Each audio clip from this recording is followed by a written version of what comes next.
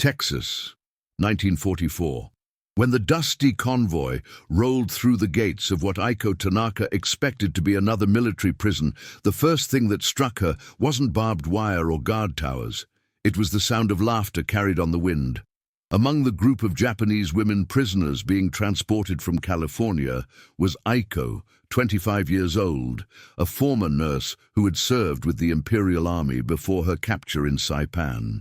She clutched her small cloth bundle tighter, steeling herself for the harsh treatment she'd been conditioned to expect. Little did she know that this patch of Texas dust and endless sky would teach her something the war had tried to erase, that kindness could flourish even between supposed enemies. Before we continue, subscribe and hit the notification bell. Here, we retell the forgotten human stories of war. The truck came to a stop near a cluster of wooden buildings that looked more like a working ranch than a prison camp. The smell of hay and horses mixed with the warm Texas air, and Aiko could hear the distant sound of cattle lowing. As she and the other women were helped down from the truck, helped not pushed, she noticed the guards weren't carrying the stern expressions she'd grown accustomed to. Instead, their faces held something she hadn't seen in months: genuine concern. "Ladies, welcome to Camp Hearn," said Sergeant Miller, a man whose weathered hands spoke of years working the land before the war called him to service. His voice was gentle, almost apologetic. "I know this isn't what any of you expected, but we're going to do our best to make your time here bearable." Aiko exchanged glances with Fumiko, a young teacher from Hiroshima who had been captured alongside her. Neither spoke English well, but they understood enough to sense that something was different here. The other women in their group, nurses, teachers, a few who had worked in administrative roles, all wore the same expression of cautious confusion. As they were led toward the barracks, Aiko noticed something extraordinary. The buildings, while simple, were clean and well-maintained. Small gardens grew beside each structure, and she could see women, American women from town, hanging freshly washed linens on lines that stretched between the buildings. One of them, a middle-aged woman with kind eyes and graying hair, looked up from her work and offered a small wave. "That's Mrs. Patterson," Sergeant Miller explained, noticing Aiko's stare. "She and some of the other ladies from town volunteer here. They help they help make this place feel more like home." The word home hit Aiko like a physical blow. She hadn't thought of anywhere as home since leaving Japan, and certainly not since her capture. Yet, as she looked around this strange Texas landscape, something in her chest began to unknot just slightly. That evening, as the women settled into their quarters, clean beds with actual pillows, windows that opened to let in the evening breeze, Aiko found herself staring out at the sunset, painting the sky in brilliant oranges and purples. Fumiko came to stand beside her at the window. "Aiko-san," Fumiko whispered in Japanese, "do you think they're planning something? This kindness, it feels too strange." Aiko considered this. Her training had taught her to expect cruelty from the enemy, to prepare for the worst possible treatment. But as she watched Sergeant Miller helping an elderly woman from their group with her heavy bundle, as she saw Mrs. Patterson approaching their barracks with what appeared to be fresh bread, she began to wonder if everything she'd been told about Americans might not be entirely true. "I don't know, Fumiko-chan," she replied softly, "but perhaps we wait and see." That night, Aiko lay on her surprisingly comfortable bed, listening to the sounds of the Texas night. Crickets, the distant lowing of cattle, and something else she couldn't quite identify. It wasn't until morning that she realized what she'd been hearing: the sound of guitars and harmonica music drifting from the direction of the main ranch buildings. Someone had been playing music, and it had lulled her to sleep more peacefully than she'd slept in months. As dawn broke over the Texas plains, Aiko Tanaka prepared herself for her first full day as a prisoner of war. But something told her that this experience was going to challenge everything she thought she knew about captivity, about enemies, and about the capacity for human kindness in the darkest of times. The second morning brought with it an announcement that left every woman in the camp staring at Sergeant Miller in complete bewilderment. Standing in the center of the courtyard, his hat in his hands and a somewhat sheepish expression on his weathered face, he cleared his throat and began to speak in his slow, careful English. "Ladies, I know this might sound unusual," he began, glancing at Mrs. Patterson, who stood nearby with an encouraging smile. "But tomorrow is Saturday, and the town is hosting its annual summer rodeo. The mayor and some of the local families have extended an invitation for any of you who might be interested to attend." The silence that followed was so complete that Aiko could hear a hawk crying somewhere high above them. She looked around at her fellow prisoners, seeing her own confusion reflected in their faces. Fumiko's mouth was slightly open, and even Keiko, the stern older woman who had been an administrator in Saipan, looked utterly perplexed. "Now I understand if this seems strange," Sergeant Miller continued, his voice growing more confident as he spoke. "But the folks in town, they've heard about you ladies, and they think it might be nice for you to see a bit of what life is like here in Texas. It's not a requirement, of course. Anyone who prefers to stay here at the camp is welcome to do so." Mrs. Patterson stepped forward, her hands clasped in front of her. "If I may," she said gently, her voice carrying the warm drawl that Aiko was beginning to associate with Texas kindness. "I know some of you might be worried about how you'll be received, but I want you to know that the people of our town, they don't see enemies when they look at you. They see young women who are far from home, and they want to share a little bit of joy with you." That evening, the barracks buzzed with quiet conversation as the women debated whether to accept this extraordinary invitation. Some, like Keiko, were suspicious. "It's a trap," she insisted in Japanese. "They want to parade us around like trophies." But others, particularly some of the younger women, were curious. "When will we ever have another chance to see an American rodeo?" asked Yuki, a 22-year-old who had worked as a translator before the war. "Besides, what could they do to us there that they couldn't do here?" Aiko found herself torn. Part of her wanted to refuse out of principle. She was a prisoner after all, not a guest. But another part of her, a part that had been dormant since her capture, was genuinely intrigued. She had heard of American cowboys from movies shown in Japan before the war, but she had never imagined she might actually see them in person. The next morning, as Sergeant Miller waited by the trucks that would take the volunteers to town, Aiko made her decision. Along with 12 other women, she climbed into the back of the convoy, her heart pounding with a mixture of anxiety and anticipation.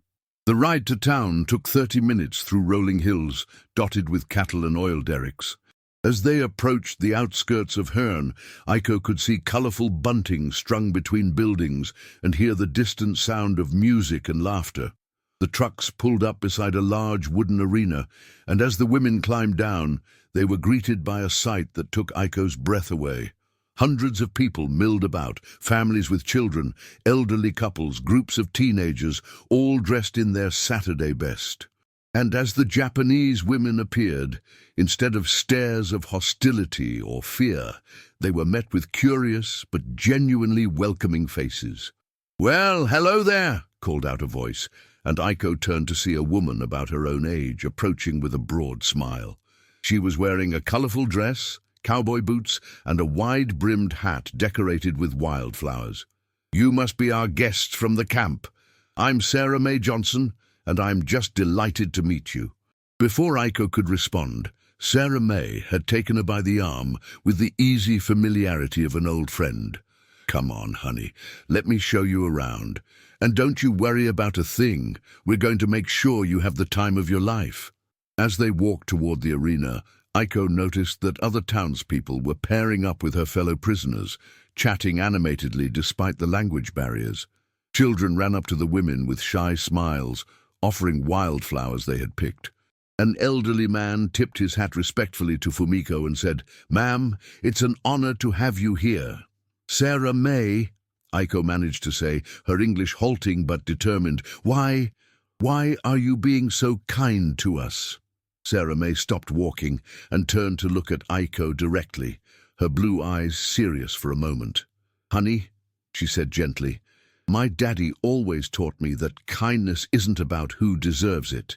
It's about who we choose to be. And today, we choose to be neighbors. Now tell us in the comments where you're watching from and what time of day this story found you. It's curious to know how far these human memories travel. The rodeo arena was unlike anything Aiko had ever experienced. The wooden bleachers rose high above the dusty ring, packed with families cheering and calling out to friends. The air was thick with the smell of popcorn, barbecue, and something sweet that Sarah May identified as funnel cake. Pride banners fluttered in the warm breeze, and a band played lively country music from a small stage near the entrance.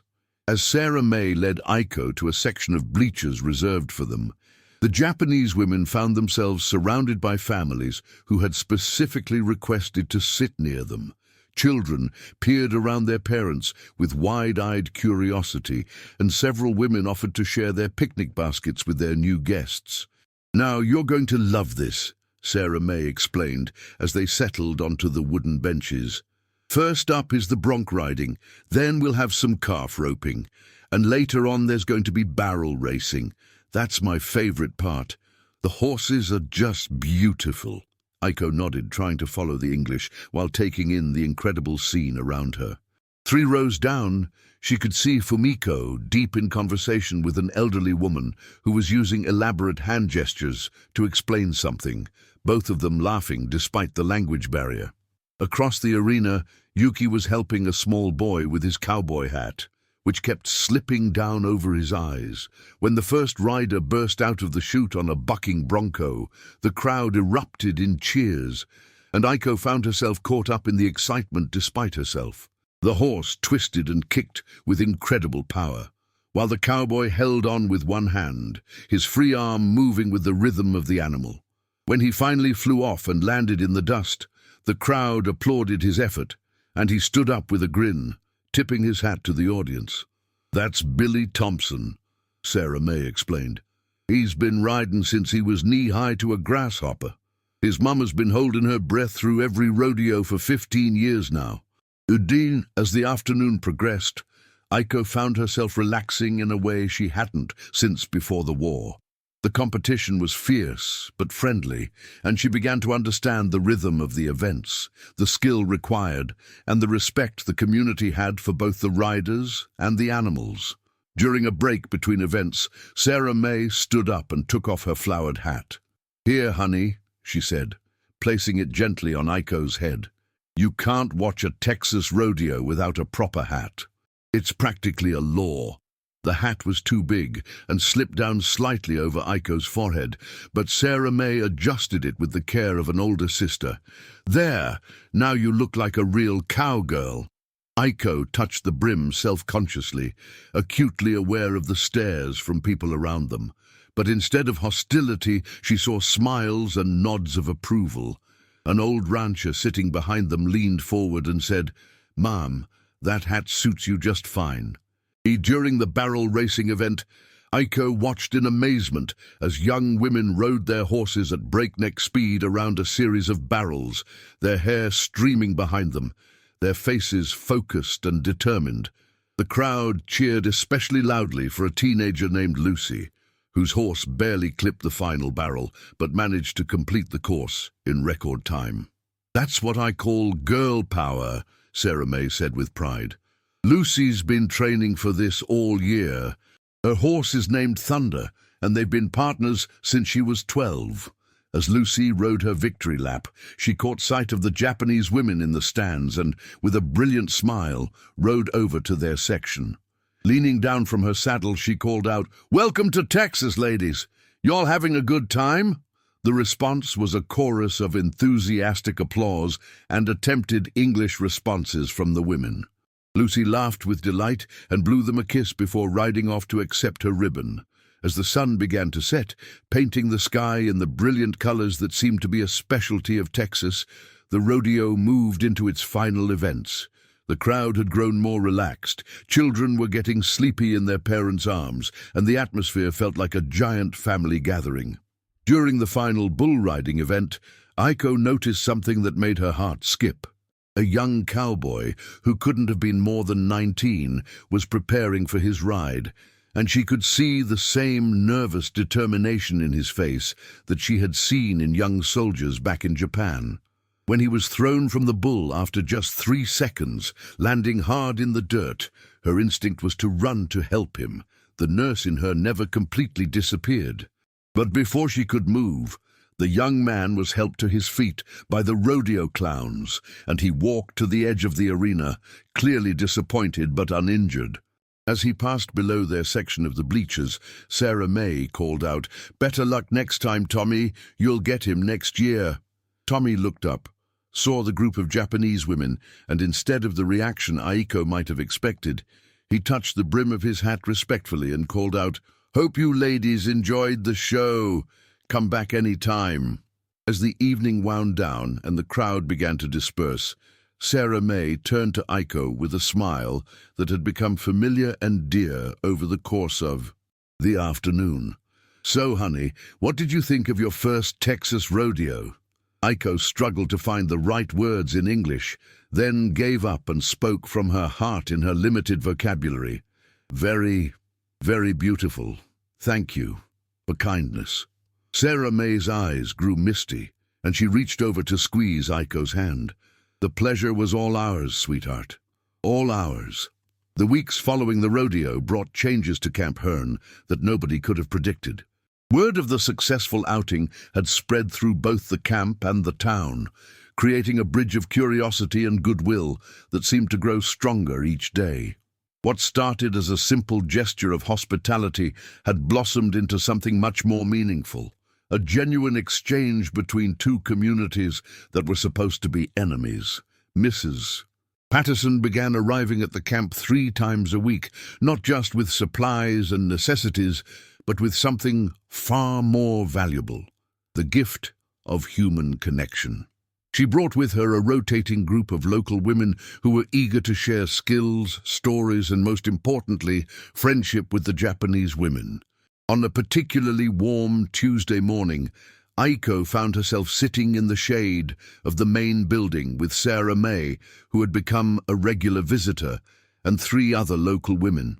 Mrs. Eleanor Franklin, a schoolteacher in her 50s, young Martha Collins, who worked at the town's general store, and Mrs. Ruby Santos, whose husband ran the local blacksmith shop. "Now I've been thinking," Mrs. Patterson announced, setting down a large basket filled with fabric and sewing supplies, "that maybe we could start a little project together, something that would let us all learn from each other." From the basket, she pulled out beautiful pieces of cloth in various patterns and colors. "I thought perhaps you ladies might teach us some of those beautiful Japanese embroidery techniques I've heard about, and we could show you some American quilting patterns. We could make something together, maybe blankets for the children's home in town." Aiko's eyes lit up at the sight of the fabric. It had been so long since she had done any needlework, something that had been a source of joy and meditation for her since childhood. Fumiko, who was sitting nearby, actually clapped her hands together with delight. I would like very much," Aiko said carefully in English, then switched to Japanese to ask Fumiko to help translate her more complex thoughts. Fumiko nodded and, using her better English, explained, "Aiko-san says she would be very honored to share. In Japan, she taught young girls the traditional stitching. Her grandmother was famous seamstress." "Oh, how wonderful!" exclaimed Mrs. Franklin. "I teach the children at school basic needlework, but I would love to learn new techniques. And maybe," she added with a shy smile, "you could teach me a few words in Japanese." What followed was one of the most delightful afternoons Aiko had experienced since her capture. As the women sat in a circle, sharing needles and thread, they began to share much more. Through a combination of broken English, enthusiastic gestures, and patient translation from those who spoke both languages better, they exchanged stories about their families, their homes, and their dreams. Sarah May, working on a simple running stitch under Aiko's gentle guidance, talked about her husband who was serving in the Pacific. "I worry about him every day," she admitted. "But you know, sitting here with you ladies, it helps me remember that on the other side of this war, there are people just like us, people with families and hopes and fears." Aiko paused in her work, understanding more than Sarah May might have realized. Through Fumiko, she shared her own story, how she had become a nurse because she wanted to help heal people, how she had brothers serving in the Japanese military, and how she worried about her elderly parents back home.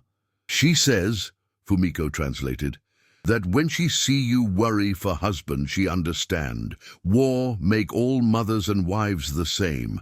We all wait and worry and pray." Mrs.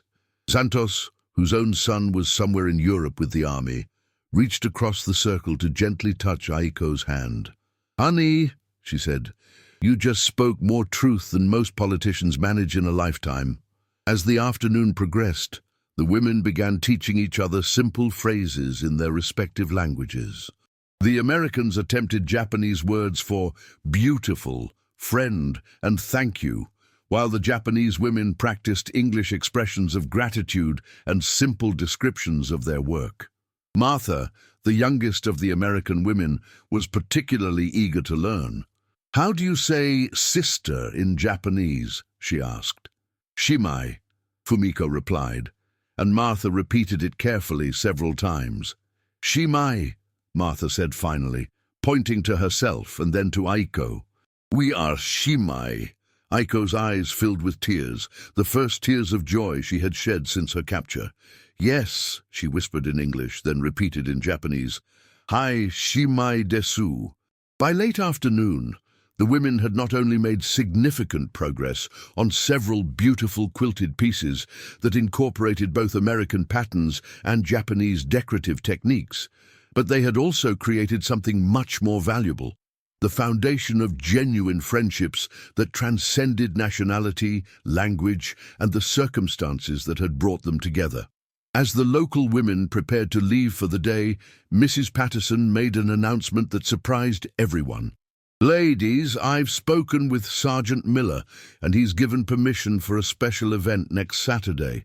We're going to have a little party right here in the camp. Nothing fancy, just some music, some food, and a chance for more folks from town to come meet you all." "You mean," Aiko asked carefully, "more people want to meet us?" "Honey," Sarah May laughed, "after word got around about how much fun we had at the rodeo and how lovely you all are, half the town's been asking when they could come visit. We've got the church ladies wanting to share recipes, the men's choir wanting to perform for you, and about a dozen children who want to show you their pet rabbits." As the American women walked toward their cars, waving goodbye and calling out, "See you Saturday," in both English and their newly learned Japanese phrases, Aiko felt something she hadn't experienced in months: anticipation for the future. That evening, as she and Fumiko worked on their embroidery by the light of the kerosene lamps, Fumiko said quietly, "Aiko-san, do you think this is what peace feels like?" Aiko considered the question as she carefully placed tiny, perfect stitches in the fabric before her. "I don't know, Fumiko-chan," she replied, "but I think this is what hope feels like." Saturday arrived with the kind of perfect Texas weather that seemed designed for celebration. Clear blue skies, a gentle breeze, and temperatures that were warm but not oppressive. From early morning, the camp buzzed with an energy that Aiko had never experienced during her months of captivity. But this wasn't the nervous energy of uncertainty. It was the excited anticipation of friends preparing to welcome friends. Sergeant Miller had worked with Mrs. Patterson and the other local volunteers to transform the main courtyard of the camp into something that looked more like a community festival than a military facility. Long tables had been set up under makeshift canopies, decorated with wildflowers picked by local children. A small stage had been constructed where the men's choir from the First Baptist Church of Hearn would perform, and several local musicians had volunteered to provide entertainment. By noon, Cars and trucks began arriving at the camp gates, carrying not just the familiar faces of the women who had become regular visitors, but entire families from the town. Children ran ahead of their parents, carrying baskets of food and small gifts. Elderly couples walked slowly but determinedly, their faces filled with curiosity and kindness. Young men who were too old or too disabled to serve in the military came alongside their wives and sweethearts, eager to participate in this unique gathering.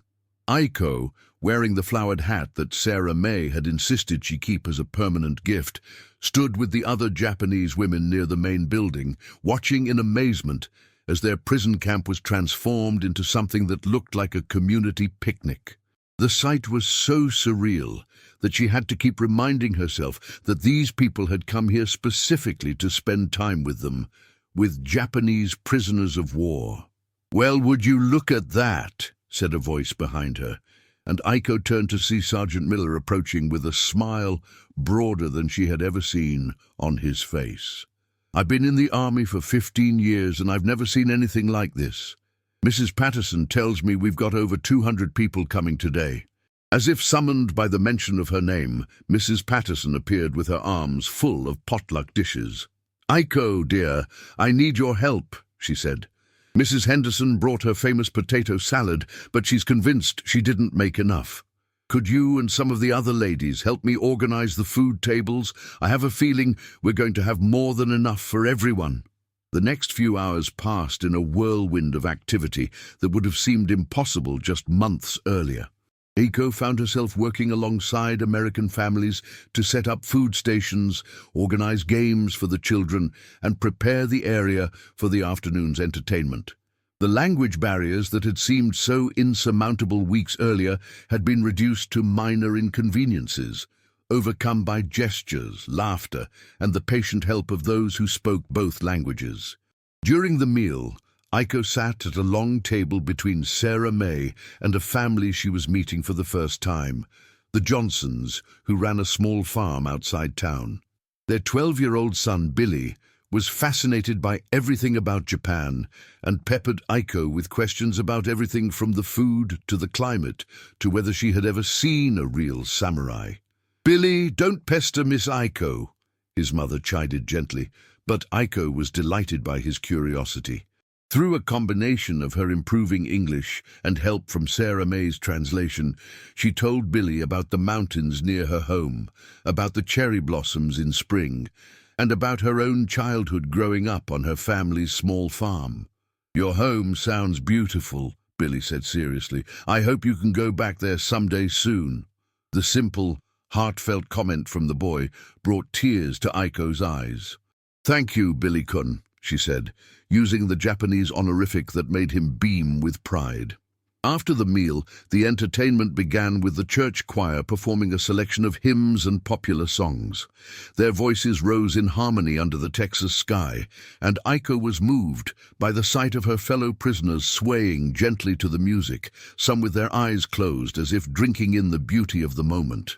When the choir finished, Mrs. Patterson stood up and addressed the crowd.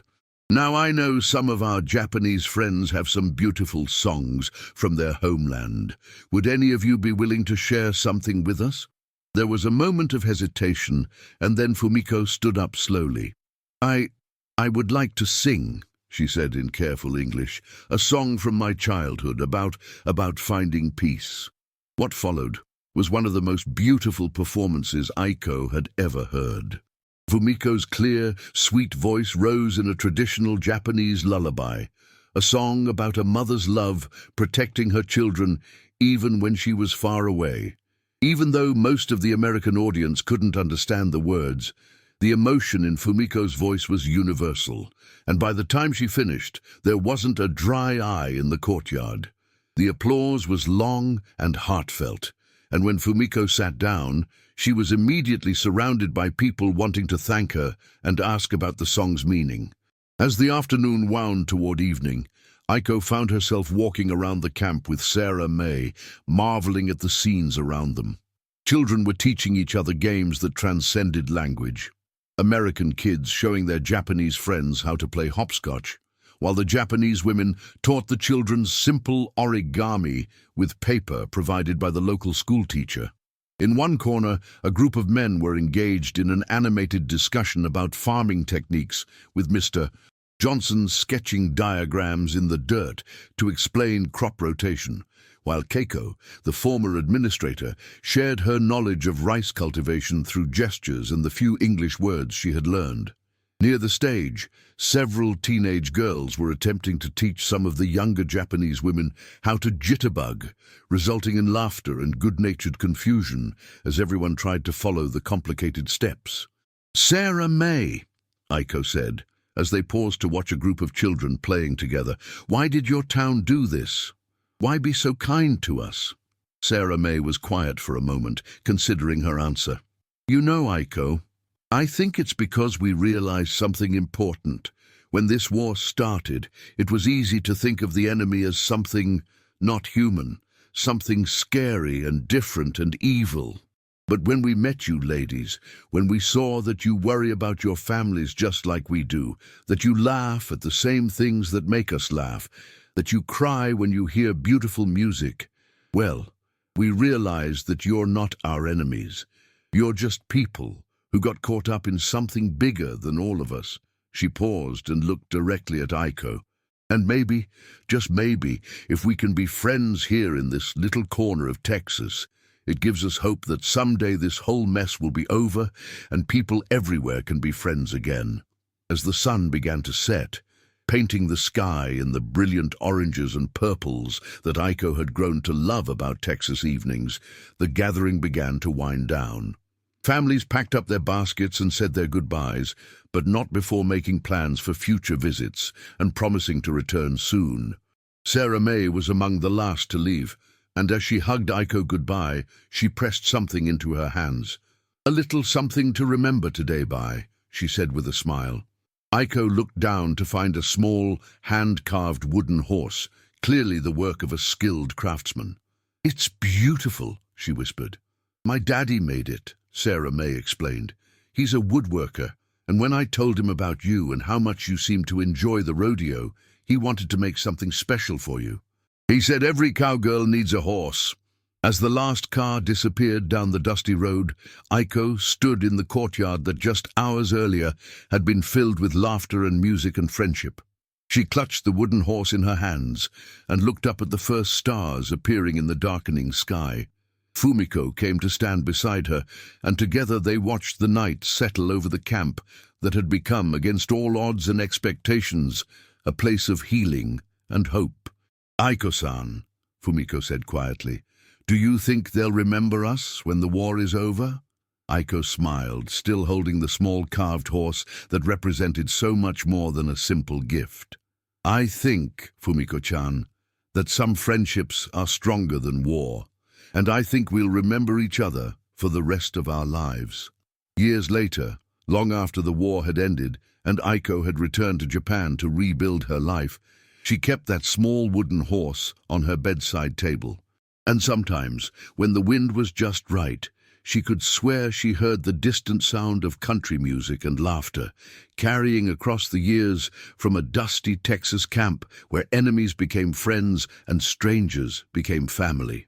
If this story moved you, hit that like button. It helps Aiko's story reach more people and reminds us of what war tried to erase, our shared humanity. Subscribe to the channel, leave a like, and tell us in the comments which part touched you most. Because sometimes peace begins when we retell the past with empathy.